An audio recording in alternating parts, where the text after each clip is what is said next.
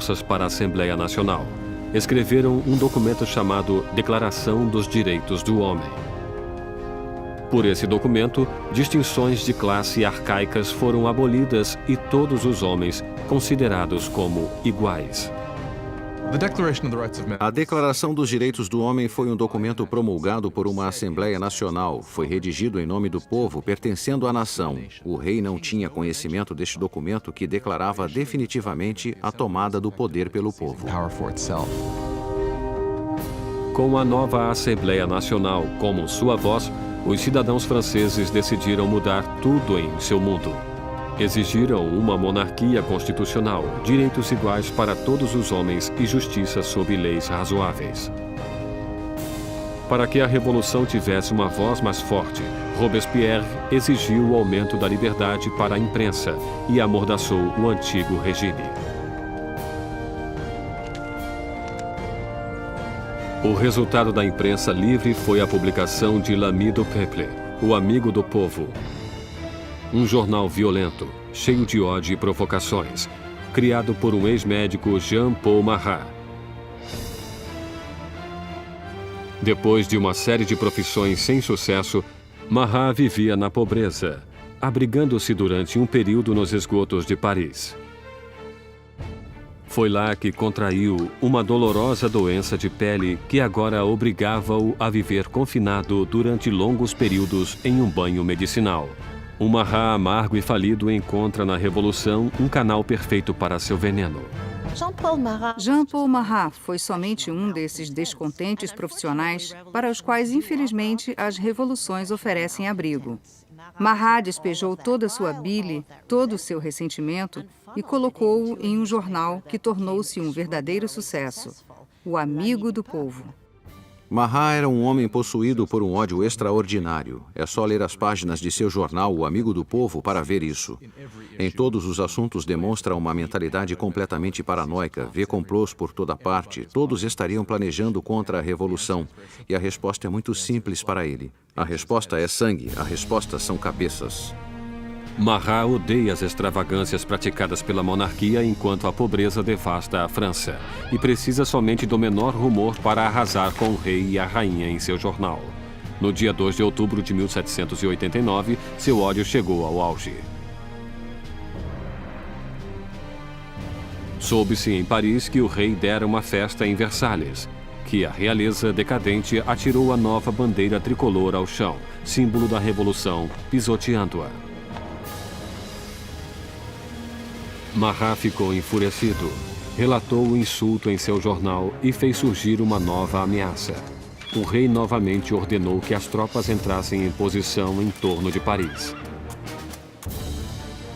Com a queda da Bastilha ainda vibrando nas mentes das pessoas, Marat exige freneticamente que hajam.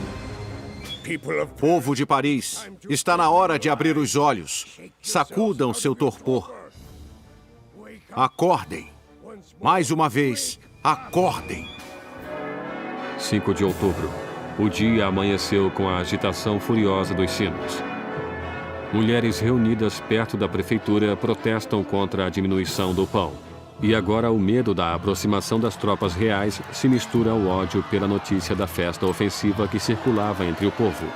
Logo, milhares marchavam para Versalhes, com lanças e armas nas mãos. As mulheres iriam queixar-se ao rei. O centro da multidão era formado pelas famosas peixeiras, as destemidas mulheres dos mercados centrais, conhecidas por sua constituição forte e por sua coragem. Estavam equipadas com facas de escamar peixe, eram muito musculosas porque carregavam caixotes. Ninguém gostava de enfrentar essas mulheres. Eram mulheres dos bairros pobres que eram mais afetadas pelo aumento do preço do pão, da escassez de produtos que subitamente começavam a perceber que precisavam agir. É extraordinário que essas mulheres comuns, a maioria nem sabendo escrever seu nome, de repente agissem como protagonistas de um processo histórico. No palácio, a notícia da aproximação das mulheres furiosas chegou às câmaras da rainha. Diz a lenda que foi nesse momento que Maria Antonieta disse a frase famosa que jamais foi dita. Maria Antonieta não disse que comam brioches. Isso é um mito. Ela, infelizmente, talvez nunca tenha nem percebido os pobres de seu país tempo suficiente para fazer tal declaração. Quando as mulheres reuniram-se fora dos portões, Luís compreendeu que a revolução não poderia mais ser ignorada. Estava sendo levada à porta de seu palácio. Concorda então em assinar a Declaração dos Direitos do Homem e a multidão continuou a crescer durante a noite. Pela manhã, 20.000 pessoas acampavam-se diante do Palácio Real.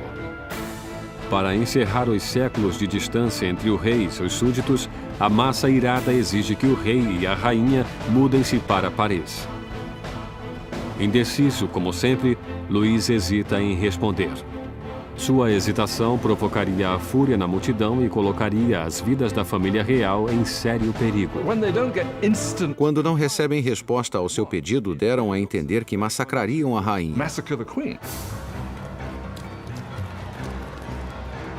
Uma onda de mulheres furiosas invadiu o palácio, gritando pelo sangue da rainha.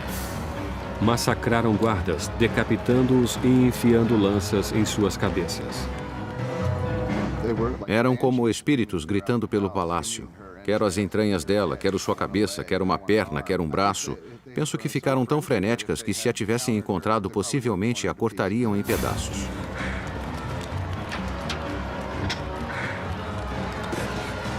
Temendo por sua vida, Maria escapa para os aposentos de Luís, poucos momentos antes das mulheres penetrarem em suas câmaras e estraçalharem sua cama. O rei e a rainha estavam à mercê da multidão. E o que ela queria era um pouco de atenção do rei. A única maneira das mulheres acalmarem-se seria a família real concordar em ir para Paris, já que as autoridades estavam em Paris. Seriam forçados a fazer o que o povo queria. 60.000 pessoas avançaram, deixando Versalhes em carroças e vagões carregados de farinha da despensa real. A carruagem foi escoltada até Paris. O rei e a rainha foram forçados a ir para Paris junto com as cabeças de seus guardas, que foram massacrados no palácio. Suas cabeças tinham sido decepadas em um ato de violência inigualável. As cabeças todas maquiadas desfilavam na frente da carruagem dos reis que as seguiam.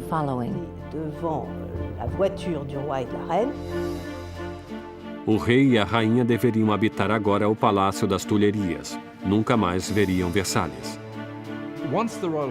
Quando a família real mudou-se para Paris, passou a ser prisioneira.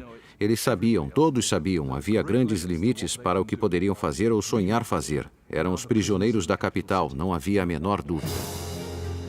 Versalhes ficou abandonada e a Assembleia mudou-se para Paris. O poder agora estava com o povo.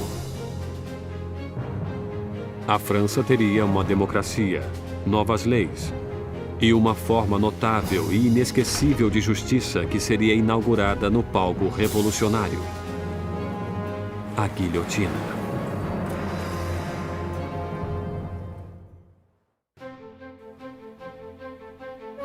Maio de 1791, quase 2 anos depois que a família real e a Assembleia Nacional mudaram-se para Paris.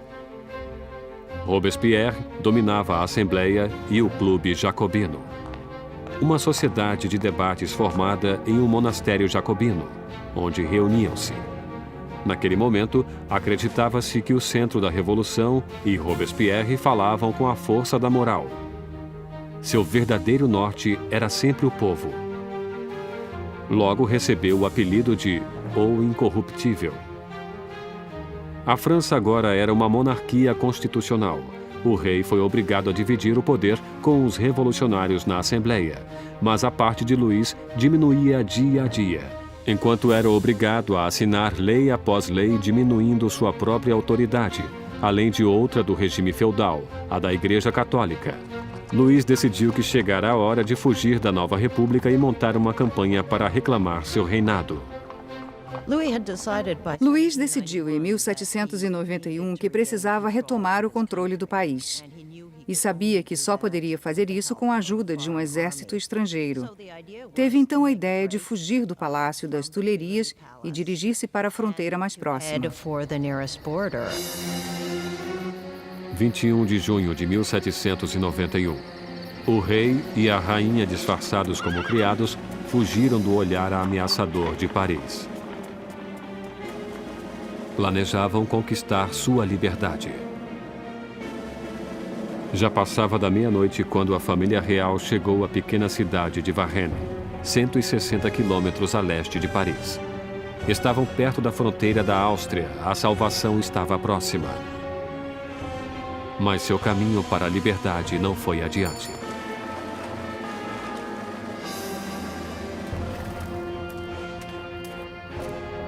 Os rumores sobre a fuga real precederam-nos em Varennes. Um oficial da cidade parou a carruagem pedindo seus passaportes.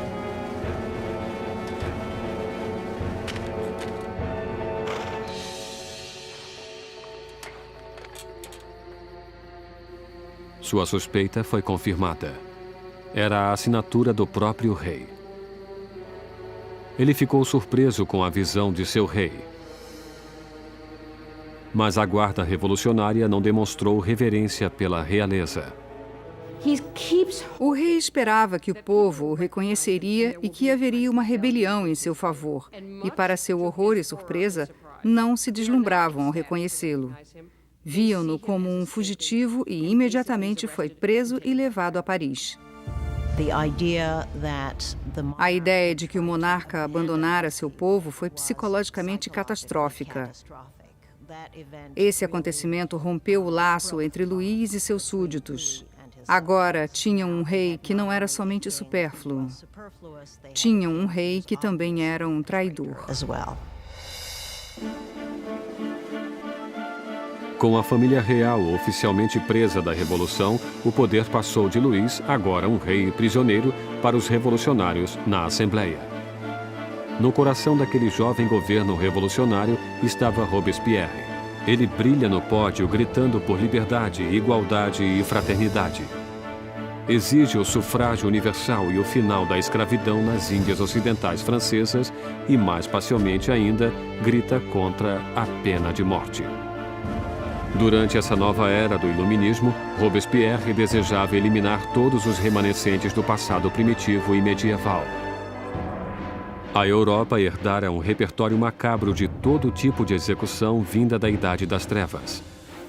Arrastavam pelas ruas, esquartejavam, enforcavam, afogavam e queimavam em fogueiras.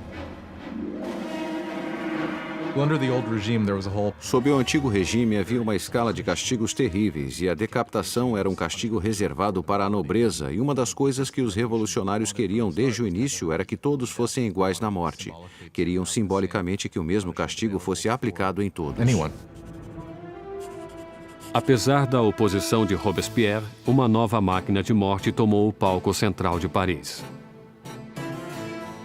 Seu inventor, Joseph Ignace Guillotin, criou um novo tipo de máquina que transformasse a antiga decapitação em um ato mais humano. O Dr. Guillotin descreve sua nova invenção para a Assembleia. O mecanismo cai como um raio. A cabeça separa-se do corpo, o sangue jorra e o homem está morto. Sendo um apreciador do derramamento de sangue, o jornalista Marat anuncia entusiasticamente o novo invento, dando-lhe o nome de guilhotina, que logo seria conhecida por outro nome, a navalha nacional. Os revolucionários franceses acreditavam em valores humanos. Acreditavam não ser necessário causar sofrimento desnecessário. E o que gostaram sobre a guilhotina era sua rapidez, eficiência. E até onde se sabe, já que ninguém voltou para dizer, era indolor. A guilhotina silenciou os inimigos internos da Revolução. Qualquer um que fosse suspeito de tramar a volta de Luís ao trono. Mas eram os inimigos que rodeavam a França que mais preocupavam a Assembleia. Havia um temor de que membros da família real que fugiram para a Áustria lançassem uma contra-revolução. A Assembleia convoca um ataque preventivo, uma declaração de guerra contra a Áustria. Mas Robespierre era contra. Robespierre é uma das poucas vozes que opunha-se à guerra, pois pensa que o inimigo venceria. Robespierre tem medo do país não estar pronto.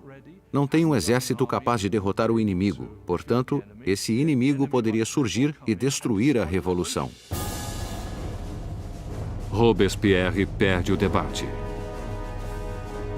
Em abril de 1792, a Assembleia declara guerra à Áustria contra um país governado pela própria família de Maria Antonieta. Cresce o furor nacionalista. Se a Áustria derrotasse o exército da Revolução, Luís poderia voltar ao poder. E Maria seria suspeita de traição por se corresponder com sua família na Áustria, abandonando sua fidelidade à francesa com o movimento de uma caneta. Enquanto isso, o rei e a rainha fingem ter aderido à Revolução. Luís e Maria Antonieta fazem um jogo duplo, muitas vezes parecem concordar com a Revolução, ao mesmo tempo conspiravam contra ela. Estavam tentando sobreviver. Se quisermos ser generosos, eles eram sobreviventes, mas se quisermos olhar do ponto de vista revolucionário, estavam mentindo. Com as grandes perdas sofridas pelo exército francês na fronteira, chega a notícia de que a Prússia, aliada da Áustria, juntara-se à invasão. As tropas inimigas são mobilizadas sob o comando do Duque de Brunswick, um general prussiano. A tensão percorre as ruas de Paris.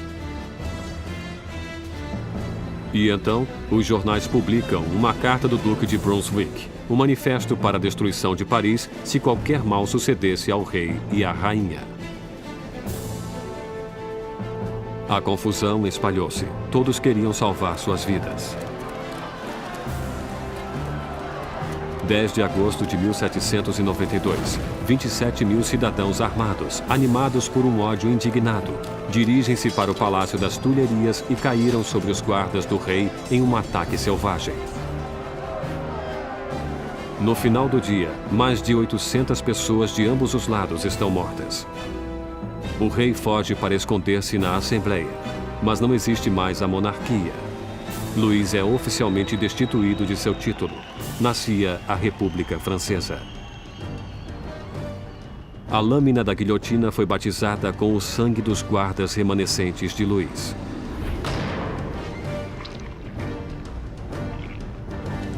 E Robespierre, que fora um sério oponente à pena de morte, mudou de ideia. O nascimento de uma nova república só poderia começar com a morte de um rei. A nova máquina assustadora do Dr. Guillotin está no centro de Paris como um aviso. O castigo para quem desafiasse a lei e a ordem revolucionárias. Batizada há pouco com o sangue dos guardas do rei, logo terminaria com a vida do próprio rei. Em agosto de 1792, enquanto o rei e a família real estavam recolhidos na prisão do Templo, Robespierre e seus jacobinos envolviam-se em uma batalha com os moderados da Assembleia, os girondinos, pelo controle do governo nacional. Mas nas ruas de Paris existe um novo movimento político.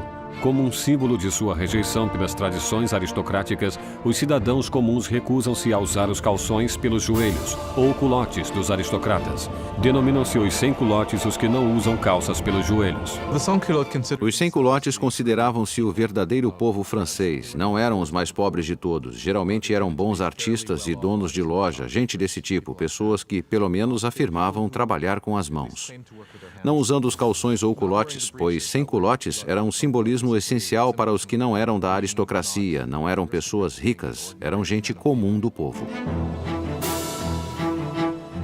Os sans-culottes tomam o controle do governo da cidade de Paris, enquanto os jacobinos e os girondinos agitavam o país da Assembleia Nacional, agora chamada de Convenção. Lutavam com o comando do exército francês, que rapidamente perdia terreno para a Áustria e para a Prússia. Enquanto lutava contra os inimigos na fronteira, o governo revolucionário castigava os inimigos do interior, traidores da realeza, que poderiam entregar Paris nas mãos dos invasores. Mais de 1000 pessoas foram presas e apinhavam a prisão: padres, jornalistas, homens e mulheres comuns. Robespierre concentrava-se na crise interna. Mas seu amigo, o ministro da Justiça, Georges Danton, atiçava jovens e velhos a juntar-se à guerra na fronteira. É gregário e barulhento, tudo o que Robespierre não era. Logo, o nome de Danton era ouvido por toda Paris. Danton era um personagem maior do que o mundo, homem cheio de vida, cheio de animação, um tremendo bebedor, bagunceiro, que julgava pertencer às altas classes ou às classes educadas. Era um homem que, diferentemente de Robespierre, podia identificar-se com os trabalhadores de uma forma que Robespierre não conseguiria. Finalmente, a retórica agitada de Danton mobiliza as pessoas, inspirando muitos a partir para a linha de frente. Existe um momento famoso em que os exércitos austríacos e prussianos estavam invadindo e ele levantou-se na frente do povo de Paris e gritou: "Coragem, muita coragem, para sempre com a coragem." E ele realmente conseguia liderar o povo contra os invasores. Foi um momento extraordinário. Com tantos homens úteis partindo para a frente de batalha, deixando Paris sem defesa, as prisões estavam cheias de prisioneiros políticos. Uma nova onda de medo invadia a cidade. Conter a massa crescente de prisioneiros poderia tornar-se impossível. Marat incitou um chamado sangrento aos revolucionários para entrarem na prisão e matarem todos os prisioneiros. Os exércitos estrangeiros avançavam para Paris. Se tivessem se unido em Paris com aqueles amargos inimigos da Revolução nas prisões, claro que os resultados teriam sido terríveis também para o povo.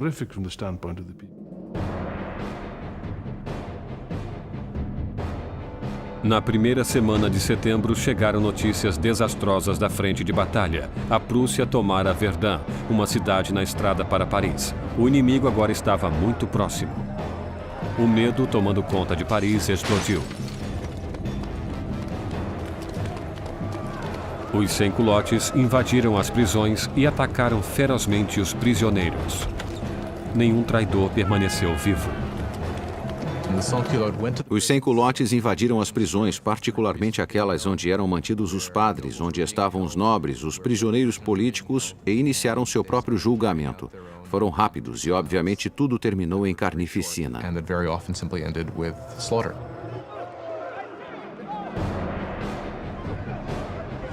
Mulheres eram estupradas brutalmente, padres eram destripados, aristocratas cortados em pedaços. Há uma estimativa de que mais de 1.600 pessoas foram mortas em questão de dias. Quando a notícia do massacre de setembro espalhou-se pela Europa, os inimigos da Revolução estavam a salvo.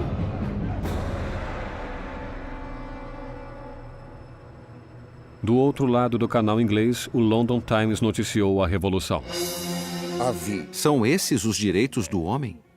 É essa a liberdade da natureza humana? Os tiranos mais selvagens de 4 patas que percorrem a África inexplorada são superiores a esses animais parisienses de 2 patas. A Revolução tomara uma direção inesperada. Até mesmo Robespierre compreendeu que as coisas foram longe demais, que o povo não podia dirigir uma revolução própria. Precisavam de liderança, de uma mão de ferro.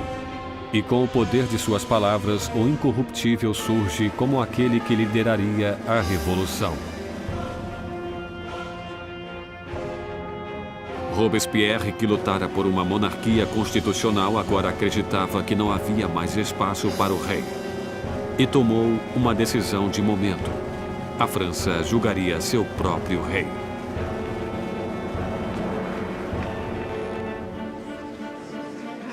Após a conclusão do veredito, a única questão era a sua única punição.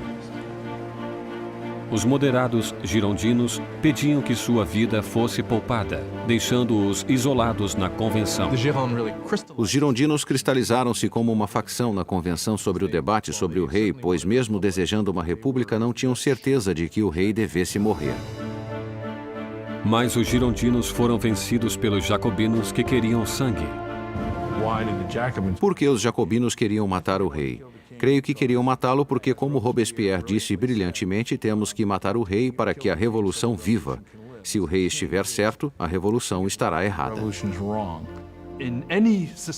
Em qualquer sistema que tenha existido, só existe uma penalidade para a traição, e esta é a morte.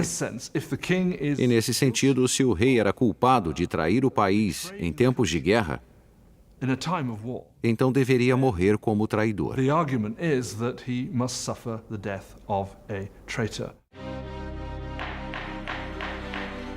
No dia 20 de janeiro de 1793, Luís XVI foi declarado culpado. A sentença foi lida. O rei deve morrer.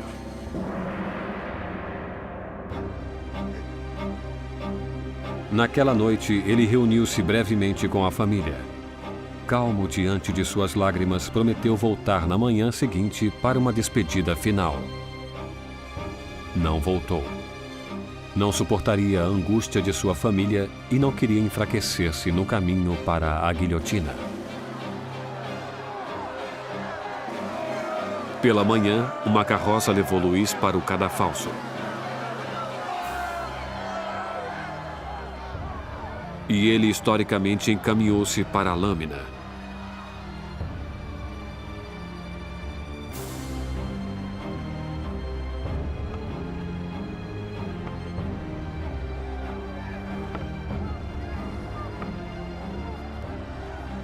Tentou dizer algumas palavras. Espero que minha morte seja para a felicidade de meu povo. Eu vivi para a França e temo que sofrerá com a ira de Deus. Mas os guardas abafaram sua voz com os tambores.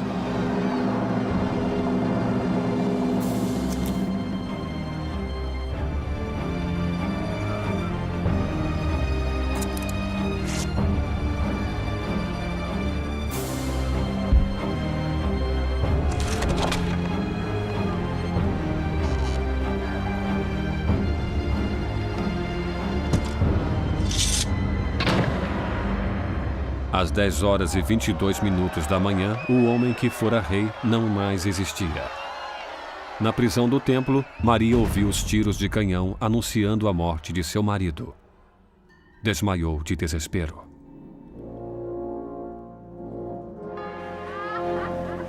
O sangue do rei foi derramado. Os revolucionários eram vitoriosos. Mas os inimigos da revolução logo clamariam uma vitória própria. Seu alvo? O homem que queria ver tantas cabeças rolarem. Jean-Paul Marat.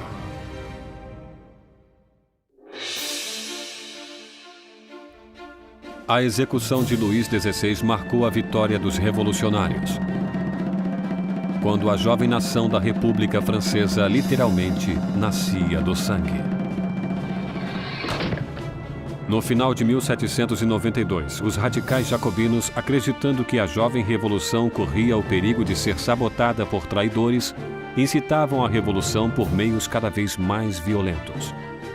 Mas os girondinos, representando o povo do campo francês, queriam diminuir a violência por medo de que ela levasse a uma guerra civil. Seu maior opositor, Jean-Paul Marat, ataca os girondinos com tiradas cada vez mais furiosas em seu jornal, dando nomes aos que acreditava estar planejando contra a revolução.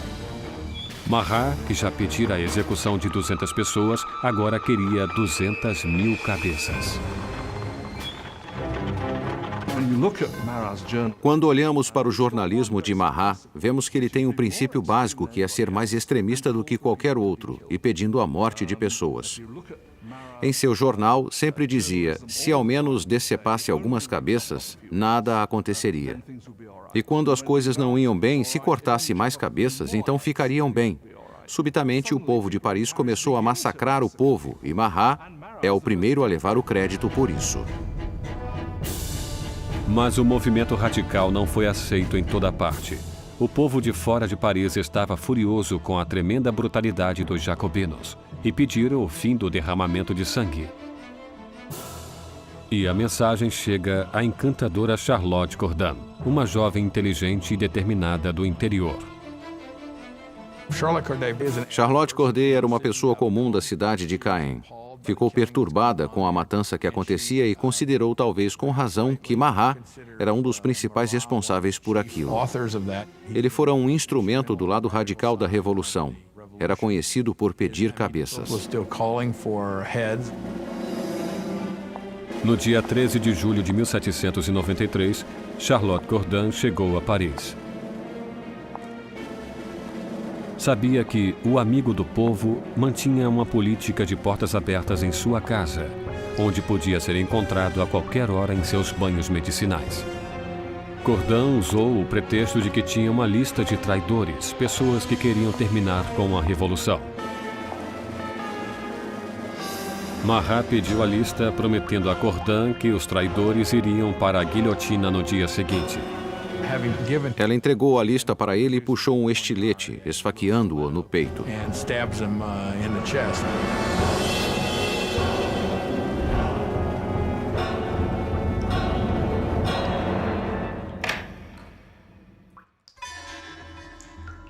O chamado amigo do povo morreu rapidamente. A voz irada de seu jornal calou-se.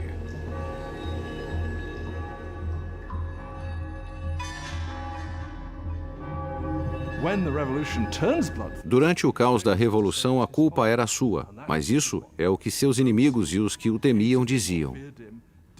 E por esse motivo, entre outros, Charlotte Corday o assassina em 1793.